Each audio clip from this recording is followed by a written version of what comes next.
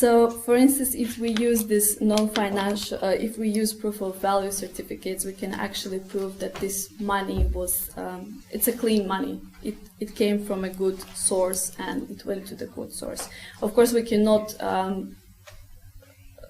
certificate the data or money, but we can certificate the sender or the receiver. We can prove that this sender is very reliable. So the money that was sent from his side is reliable too. And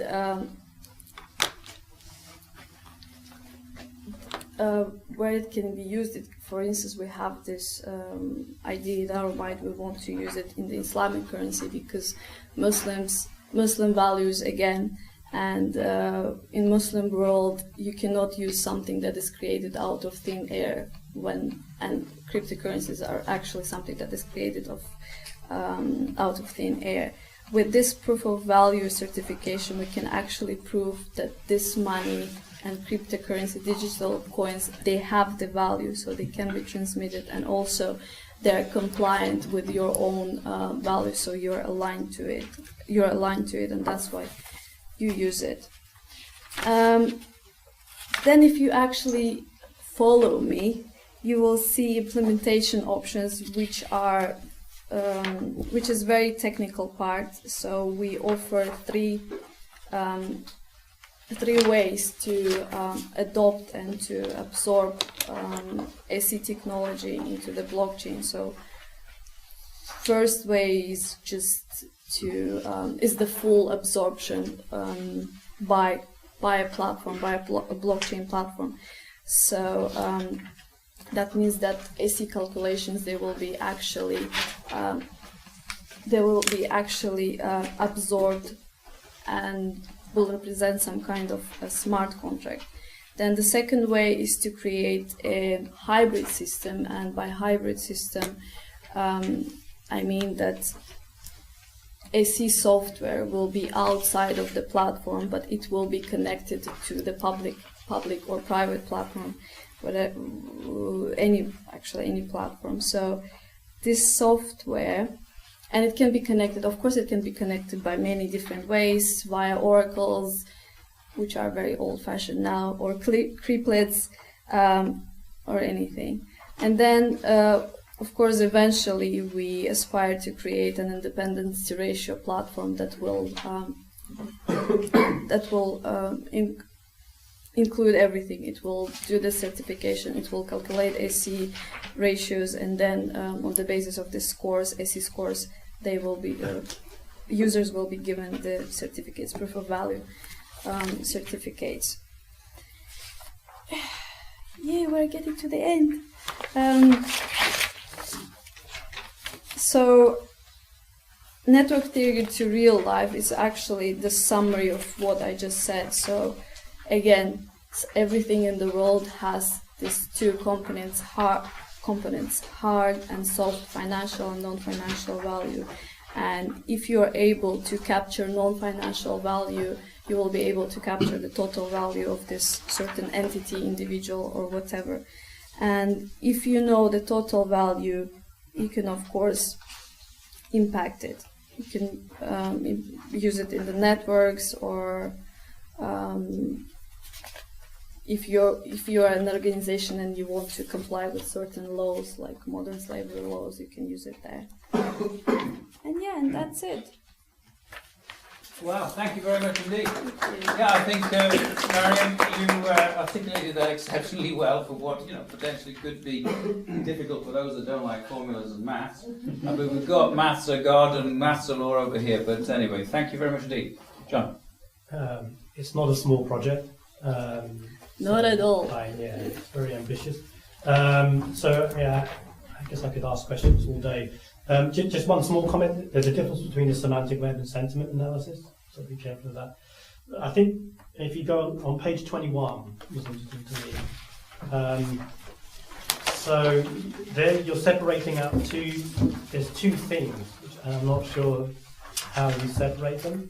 There's financial value, right, and there's this non-financial value like love, which may be one of the most extreme cases. And then you have tangible and intangible Yeah. And I think they're not the same. So, for example, They're not exactly the same. Right. so the intangible thing, like the Apple brand, has a huge financial value. Right. So I just like. No, you're right. Yeah. Okay. We accept that. Okay. And I think there's something around the language which needs closer defining. Right. And I agree with that. And then, I mean, I said this is not a small project. Yeah, it's a lifetime's work. People get professorships, far less. Yeah, that's why we prefer to include them both, like to combine and say that it's non-financial, tangible value. Right, but what John was, Intangible. you're right. Well, John is saying I had someone else critique the paper. Yeah. Say exactly the thing they brought up was there's somewhere in the paper we switch definitions. Right, we articulate it differently, and it's a mistake. I think I made a mistake there, and so we've got to be more precise in our definitions. That's right. So another comment is, and it's mentioned, there's a graph. Yeah. It's on page 20. You have this provenance chain. And I think there's probably a lot to unpack and explore in the relationship between the non-financial part and provenance. Mm-hmm. And I think there's an intimate relationship between, for example, the sentiment I have for a physical object, like a watch, and its provenance. It was given to me from my mother. And then I think about the Everledger project, where they have 10 million diamonds, and so that the value of a diamond and other luxury goods is only its provenance. So, well, it's interesting. There's a market rate, of course, for these things, but again, the diamond market is very controlled. Very, very controlled. Yeah, but you don't pay for a diamond that was made yesterday in the machine in my office. So, I mean, it's a bit simplistic to claim. So they actually pay for them now. They grow them in the Yes. laboratories and they sell them. But I think there's a very intimate relationship to be unpacked. There is, between that provenance and sentiment. We acknowledge that we are in our infancy of starting to unpack that. But you've got to start somewhere.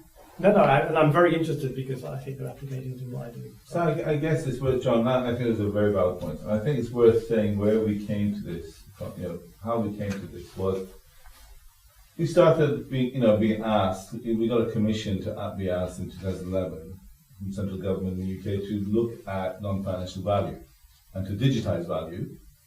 And then we had to go further, we had to turn sentiment into financial value. And that was an extraordinary step to have to take, and we got a lot of criticism for that. And the reason we had to do that wasn't because we thought, I love you, John, £4.50. Which is not actually more than I would pay for you, by the way. It's because there are laws around the world which we were asked by government to do this because there are laws around the world that are based on giving a financial value. So in this country, for example, there's the Social Value Act, which says you cannot do public sector procurement, you cannot get a contract unless you deliver around 20% social value. So if I want to build a new train line from here to London, it's £1 billion, I've got to deliver £200 million of social value, as well as best price and quality and speed and all that. And otherwise I don't get a contract. So they said, can you develop a metric to underpin that? So we did it from that basis, and then to my colleague here, and we did then whole other metrics around the world around this. The Modern Slavery Act, which is you can't have slavery in your supply chain. And of course you can't go, there's 4 karmas and 6 upvotes, that don't go to jail. You have to again do it in a financial way in order for them to enact the law. So that's where we came from. And some things we did which we didn't know what to do. Honestly, we did personal value and we did digitize it, and we do it, because we digitize it, we do it fast. So company value we do in 10 seconds, personal value in 60 seconds, blah blah. But with personal value, we didn't know what to do with it. To be honest, we sort of parked it over there. Then, although we were kind of very big in this value measurement and non-financial value, what we didn't know how to do was to transact value. And that is a big step that blockchain represents to us. So 6 months ago, we knew nothing about blockchain. All we did was exactly as Maryam said, we'd publish dreams you know, what's the currency of non-financial value? We know the currency of financial value, the dollar. What's the currency? How do you articulate non-financial value?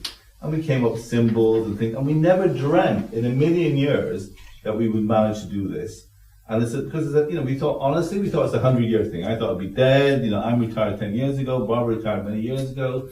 You know, and we thought, but when we came across blockchain and spoke to colleagues and Ish and others, and realized, wow, this has the ability to actually transact non-financial value. We then thought, what can we do with it? And interestingly, in our ignorance, and we know a minute fraction. You know, we had to get some really super clever geek people like Maryam. You know, she's the you know, all Olympic math winner at the age of something like 14 for Russia. You know, and then 2 bank patents at 20. And this guy joined us, and we brought in some really clever people. And suddenly, within a few months, we've arrived at opportunities. We haven't proven it yet. So the Islamic currency that the Sheikh talked about today, you know, 500 million Muslims is a big leap up, isn't it, in blockchain use? You know, because if the Sheikh went and tried to do an Islamic currency, where's my colleague over there? ISIS. He says Sheikh Islamic currency. We all read ISIS currency. And you know, it would be shut down in an instant. You know, and so it had to convey that non-financial thing, which is the belief of Islam next to it. How good things, where did it come from? Is it good money or bad money? Did it come from a good person or a bad person? Did it come from a good organization, you know, from a bad organization? It's complicated stuff. You know, bad people do good as well. You know, drug lords in Bogota do good as well. You know, so it's a complex mix. And it's challenges that John and others give, and you must all contribute. We are a not-for-profit, and we organize these things because we love to organize these things. You know, but it's you know, we think that when you say internet of value, value is not just an asset class, hard asset class, is it?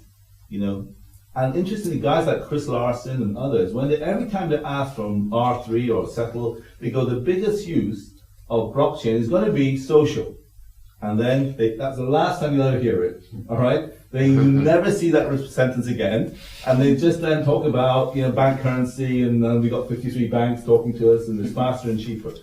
And we say, well, value. What we all understand by value, no one except for Barbara, kind of hardcore banker, you know, understands a bank value. The rest of us understand value in things that touch our lives. So we are hoping, determined, wishful that blockchain and your help, we can all try to transact non-financial value. And we think it opens up the blockchain application to a myriad things which we can't even dream of. You know, we have also signed a heads of agreement for 7 million carers in this country, you know, to work with you know, big retailers who want to be associated with the caring industry, etc. So as far as the industry goes, they say, well, you just bring in 7 million new customers. Thank you very much. But as far as we're concerned, the carers of the world, which I am one, and many of you will be, are getting rewarded for things we do voluntarily and the goodness of our heart. So it's a very interesting world, isn't it? And we're excited. And your wisdom is that. Thank you very much. Thank you, Olinga. Value and values. I mean, it is, you know, those different strands, but most of the stock market values are not based on tangible resources anymore. I mean, I think it's switched from 80-20 in favour of tangible things to intangible. Financial sentiment. It is anyone who thinks it's based on flipping. Look at Twitter. It doesn't make a penny. The corner shop down the road. So what we have here is the sort of underpinning a metric or a journey to develop the metrics that can assess the value and values. Well worth a read. It may be, you know, a bit challenging, may need to read it 2 or 3 times to kind of take it all in, but please do take one of these away, or if you've had it by internet, and do take a close look, guys, and I'm sure it will really illuminate so many of the things really about the philosophy and the internet of value that we are very excited about, as Olinga says.